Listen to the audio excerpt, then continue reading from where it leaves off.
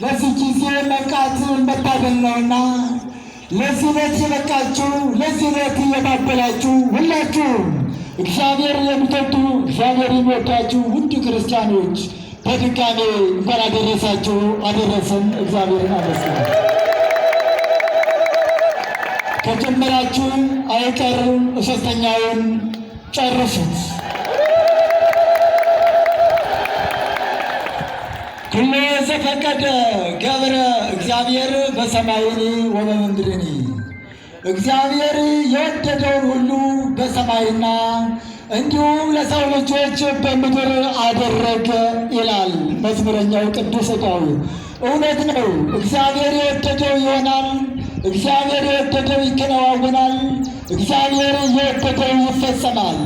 እግዚአብሔር ወዶ አስጀመረን። እግዚአብሔር ወዶ አስፈጸመን። የሁሉ ባለቤት ሁሉን ለሁሉ የሚሰጥ እግዚአብሔር ስሙ ለዘላለም የተመሰገነ ይሁን።